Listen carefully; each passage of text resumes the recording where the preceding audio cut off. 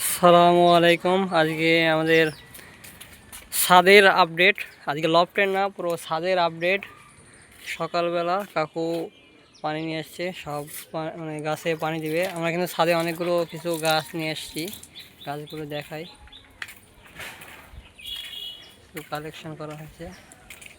এগুলো যত টব আছে সব টবে এখন কাকু পানি দিবে।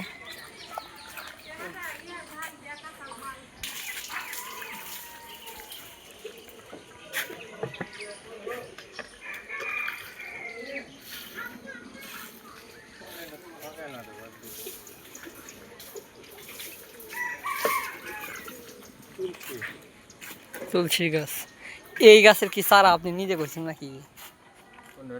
জবা না এটা? জবা আরো করেছি দুটো চারা। এই গোলাপের চারাও তো নিজে করছেন? গোলাপের সব বাসাই করা। এটার গাছের নাম কি? এই গাছের নাম অ্যাডোনিয়াম। অ্যাডানিয়াম।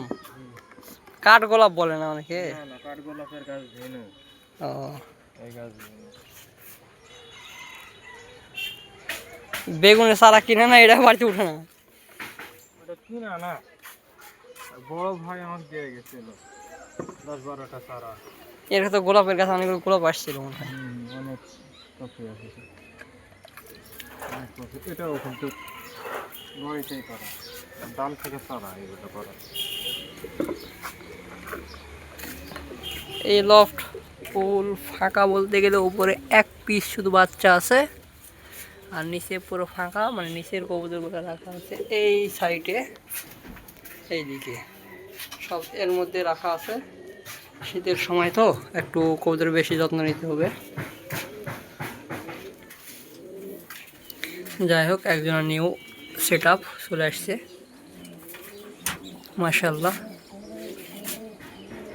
তো কবুতরের আপডেট জানাবো অন্য একটি ভিডিওতে। আশা করি সবাই ভালো থাকবেন, সুন্দর থাকবেন, সুস্থ থাকবেন।